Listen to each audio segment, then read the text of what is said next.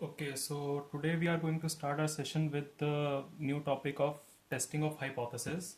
Um, to start with the session, first of all, I want to clarify about what is hypothesis.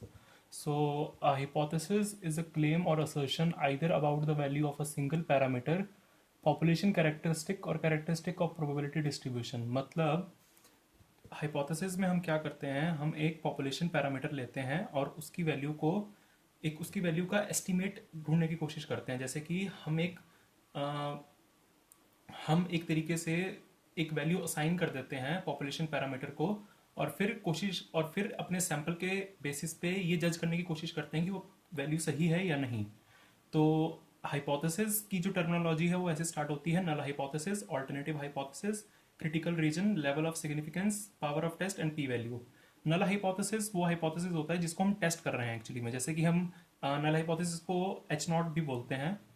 H not का मतलब होता है कि ये hypothesis जो वैल्यू असाइन करेगा पॉपुलेशन पैरामीटर को, like mu is equal to 75। हम चेक करना चाहते हैं कि जो हमारा पॉपुलेशन मीन है उसकी वैल्यू 75 है या नहीं। ऑल्टरनेटिव हाइपोथेसिस जो होता है वो नल हाइपोथेसिस का उल्टा होता है। मतलब हम नल हाइपोथेसिस के खिलाफ कुछ हाइपोथेसिस देना चाहते हैं, जैसे कि म्यू की वैल्यू 75 नहीं होगी। तो हमने एक पॉपुलेशन पॉपुलेशन है उसमें से एक सैंपल उठाया, उसमें से एक वैल्यू जो है, उसमें से एक सैंपल है, उस सैंपल के बेसिस पे हमने जज करना है कि उस पॉपुलेशन की वैल्यू 75 है या 75 नहीं है। तो यही हमारा नल हाइपोथेसिस और अल्टरनेटिव हाइपोथेसिस होता है। तो उसी के बेसिस पे एक कॉन्सेप्ट आता है क्रिटिकल रीजन का। क्रिटिकल रीजन का मतलब क्या होता है? क्रिटिकल रीजन का मतलब है, अगर हमारी म्यू वैल्यू यहाँ पे है और हम 95% कॉन्फिडेंस इंटरवल पे अपनी वैल्यू चेक करना चाहते हैं, तो 95% पे हमें पता है कि नॉर्मल की वैल्यू क्या होती है, 1.96 माइनस 1.96 और प्लस 1.96। तो अगर कोई भी वैल्यू 1.96 से बड़ी आती है और कोई भी वैल्यू माइनस 1.96 से छोटी आती है, यानी कोई भी वैल्यू यहाँ लाई करती है या यहाँ लाई करती है, तो हम कह देंगे कि अगर उस वैल्यू के बेसिस पे कि हमारा नल हाइपोथेसिस जो है वो रिजेक्ट हो जाता है। तो क्रिटिकल रीजन जो है वो इन सभी वैल्यूज को कंटेन करता है। यहाँ पे कोई भी वैल्यू जो यहाँ पे आए या फिर यहाँ पे आए, उन वैल्यूज को क्रिटिकल रीजन कंटेन करता है। क्रिटिकल रीजन का एक और नाम होता है रिजेक्शन रीजन। रिजेक्शन रीजन, और इसे हम level of significance, size of the test, या फिर प्रोबेबिलिटी ऑफ टाइप 1 एरर भी कहते हैं। इन सबको हम अल्फा से डिनोट करते हैं। तो एक टू साइडेड टेस्ट में ये जो रीजन होगा वो अल्फा बाय 2 होगा, और ये जो रीजन होगा वो भी अल्फा बाय 2 होगा। जबकि एक वन टेल टेस्ट में, चाहे वो राइट टेल हो, ये पूरा रीजन अल्फा होगा, और अगर वो लेफ्ट टेल टेस्ट है तो ये पूरा रीजन जो है वो अल्फा होगा। उसी के बेसिस पे हमारा एक कॉन्सेप्ट निकल के आता है पी वैल्यू का। अब पी वैल्यू क्या है? पी वैल्यू का मतलब होता है, अगर ये 1.96 है और ये माइनस 1.96 और ये 1.96 है, इसका मतलब क्या है? सबसे पहले ये 1.96 और माइनस 1.96 का मतलब क्या होता है? ये हमारे स्टैंडर्ड नॉर्मल वेरिएंट होते हैं।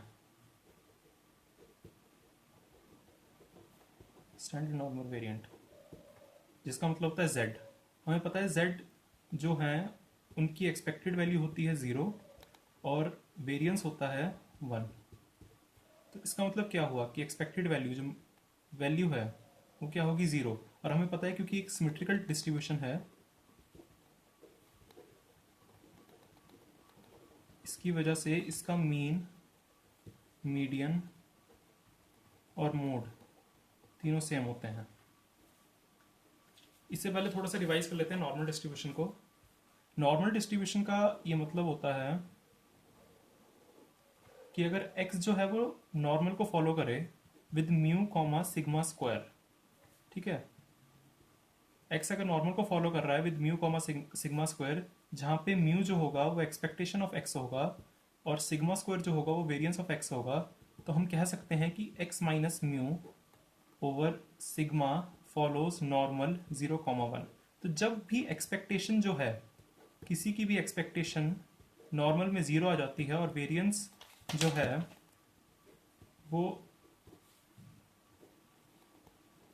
1 के इक्वल आ जाता है, तो हम इस वेरिएबल को स्टैंडर्ड नॉर्मल वेरिएंट बोलते हैं।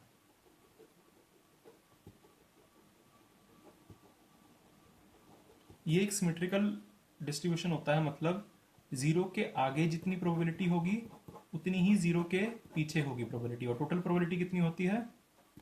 Total probability is equal to 1।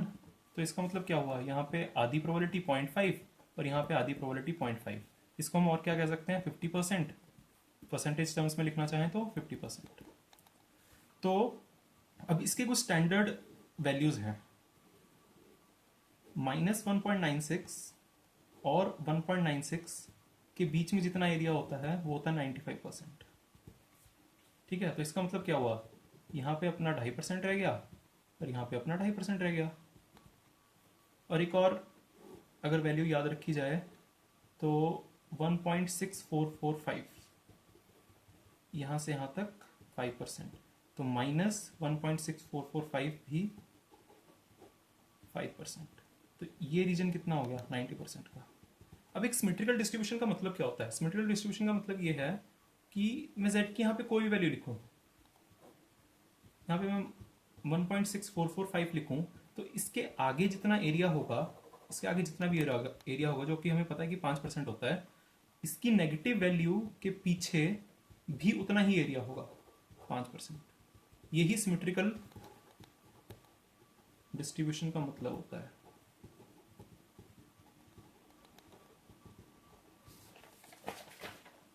एक बार थोड़ा सा बाइनोमियल भी रिवाइज कर लेते हैं।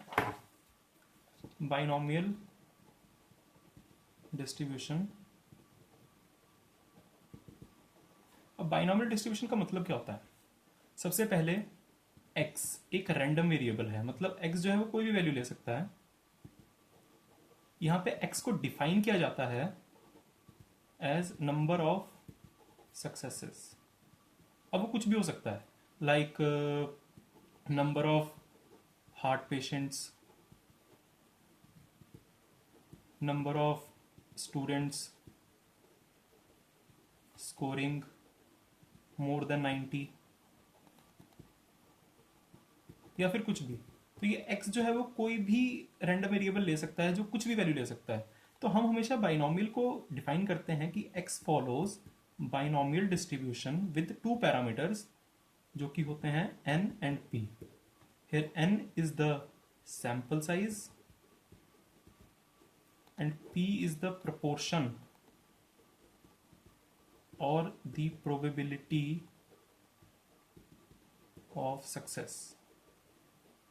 So for example, अगर हमें बोला जाए कि एक सैंपल है, उसमें 50 पीपल हैं, जिसमें से लेट अस से 40 को डायबिटीज है, तो क्वेश्चन आता है कि इफ वन पर्सन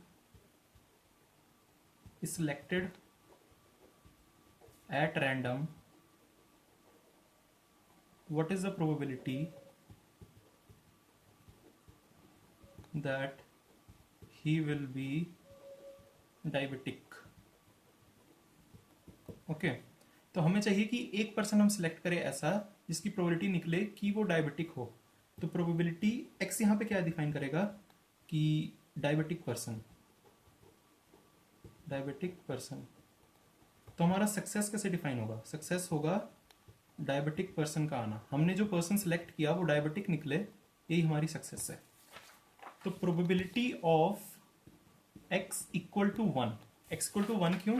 क्योंकि यहाँ पे कहा है कि if one person is selected then he will be diabetic. So probability of x is equal to 1 will be, हमें एक फॉर्मूला पता है, NCX PX 1 minus P n minus x। ठीक है, अब n कितना है हमारे पास? 50 पीपल हैं टोटल, हमें चाहिए एक p 50 डायबिटिक हैं, 40 डायबिटिक हैं सॉरी, तो 40/50 इज आवर प्रपोर्शन। हमें चाहिए x की वैल्यू 1 और 1 माइनस 40/50, 50 माइनस 1, तो जो भी वैल्यू आएगी वही आपकी प्रोबेबिलिटी होगी, probability of 1 person being diabetic, ये जो हमने रैंडमली सिलेक्ट किया है।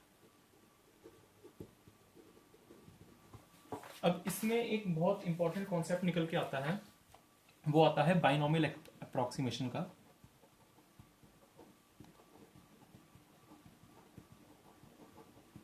बाइनोमियल अप्रोक्सीमेशन को समझने से पहले थोड़ा सा सीएलटी को समझते हैं। CLT, central limit theorem. अब देखो, एक पॉपुलेशन है, बहुत बड़ी पॉपुलेशन है, कॉलेज का डेटा है, हमने उसमें से सैंपल सेलेक्ट किए, पहला सैंपल, दूसरा सैंपल, तीसरा सैंपल, चौथा सैंपल, पांचवा सैंपल। तो पहले सैंपल का कुछ मीन होगा, दूसरे सैंपल का कुछ मीन होगा, तीसरे सैंपल का कुछ मीन होगा, so on up to n samples का, let us say n samples का भी कुछ मीन होगा। तो ये जो वैल्यूज हैं एक्स बार की, ये अपने आप में एक रैंडम वेरिएबल बन जाती है। मतलब ये 2 भी ले सकता है, 4 ले सकता है, 6 ले सकता है, 7 ले सकता है, 8 ले सकता है, 10 ले सकता है, सो ऑन टू कुछ भी वैल्यू ले सकता है। तो एक्स बार अपने आप में ही एक रैंडम वेरिएबल बन गया, ठीक है। तो सीएलटी ये कहती है, CLT says that for large n, please make a point, caution, please make a point, I am not saying large n, not this, but large n, the small n। हम number of samples की बात नहीं कर रहे हैं, हम एक sample में जितना उस सैंपल का साइज है हम उसकी बात कर रहे हैं। तो मान लो मैं 10 सैंपल्स की बात नहीं कर रहा हूं n में, मैं बेशक चाहे 5 सैंपल की बात करूं, पर हर एक सैंपल का साइज लेट अस से 50 है या फिर 60 है, 70 है, बड़ा सैंपल लेना, ना कि नंबर ऑफ सैंपल्स का नंबर बड़ा होना। There is a difference. अगर हमारा सैंपल बड़ा है, मतलब अगर हमने जो सैंपल लिया है वो 50 का है, 60 का है, वैसे डिफरेंट बुक्स में डिफरेंट चीजें लिखी गई हैं, बट जो रूल ऑफ थंब कहा जाता है, rule of thumb is n greater than equal to 30। तो अगर हमारा सैंपल साइज 30 या 30 से बड़ा है तो हम उसमें CLT अप्लाई कर सकते हैं। Now what CLT says, CLT says nothing but just one thing, कि नो मैटर आपकी पॉपुलेशन कुछ भी हो, पॉपुलेशन कुछ भी हो, हम हमेशा नॉर्मेलिटी असम्पशन लेके चलते हैं पॉपुलेशन में, मोस्ट केसेस में नॉर्मेलिटी असम्पशन। तो अगर आपका सैंपल साइज बड़ा है तो इस नॉर्मेलिटी असम्पशन की भी जरूरत ही नहीं है। आप सीधा कहेंगे कि एक्स बार जो है वो नॉर्मल को फॉलो करता है with mu comma sigma square over n. अब ये म्यू और सिग्मा स्क्वायर ओवर एन क्या है? Expected value of x bar is equal to mu and variance of x bar is equal to sigma square over n. अभी निकाल भी लेते हैं कैसे आया है।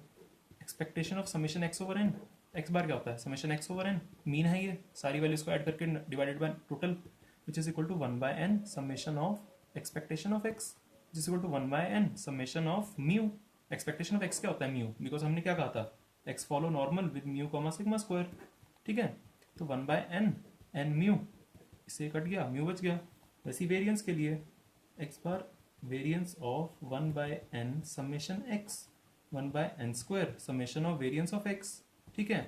1 by n square summation of variance is this sigma square, so n sigma square over n square, से ये कटा, सिग्मा स्क्वायर ओवर n बच गया। तो सिंपली बस करक्स याद रखना है, crux of CLT is x bar follows normal with n mu comma sigma square over n, ठीक है। अभी इसी CLT का यूज करते हुए हम एक बहुत इंपॉर्टेंट चीज यूज करेंगे जो कि होगी बाइनोमियल अप्रोक्सीमेशन। इसे फटाफट समझते हैं। हमें पता है कि x बाइनोमियल को फॉलो करता है विद n कॉमा p, ठीक है। तो for large sample that is for n greater than equal to 30, x will approximately follow normal with np comma npq. ठीक है, q क्या है 1 माइनस पी. सो बेसिकली अगर हमें कभी भी कोई क्वेश्चन आए जिसमें हमें मानो प्रोबेबिलिटी निकालनी हो x ग्रेटर देन 40 की, तो अब ये तो, और लेटेस्ट से सैंपल साइज 60 है, तो इसका मतलब क्या हो गया 40 c 60 p 40 q 20 plus 41 c 60 p 41 q 19, ऐसे ऐसे करते करते 60 c 60 p 60 q 0. बट ये करने में तो बहुत टाइम लग जाएगा, तो इससे बेहतर ये होगा कि आपको जो पैरामीटर्स दे रखे हैं, let us say x follow binomial with n is equal to 50 and p is equal to 0.5, तो आप कह सकते हो it is approximately normal with np which is 50 into 0.5 and npq which is equal to 50 into 0.5 into 0.5.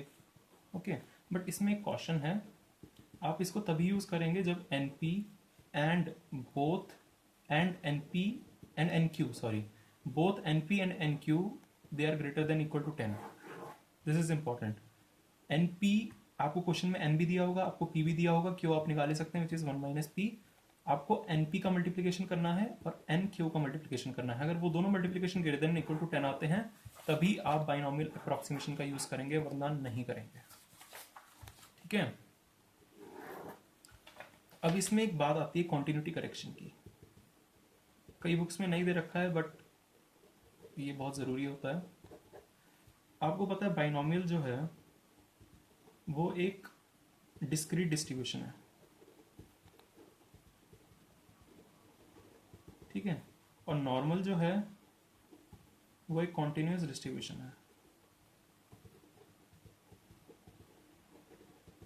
तो आप अगर आपको less than greater than equal to 40 बोला गया है तो आप सीधा ऐसे थोड़ा ना भी लिख दोगे यार 1 माइनस एन पी क्यू, जो भी इसकी वैल्यूज आ रही हैं उसको यूज करके इसको नॉर्मल बना के आप डाल दोगे. बिकॉज आप डिस्क्रीट से कॉन्टिन्यूस में जा रहे हो, आपका डिस्ट्रीब्यूशन का पैटर्न चेंज हो रहा है, तो आपको कुछ तो करेक्शन लानी पड़ेगी ना उसमें.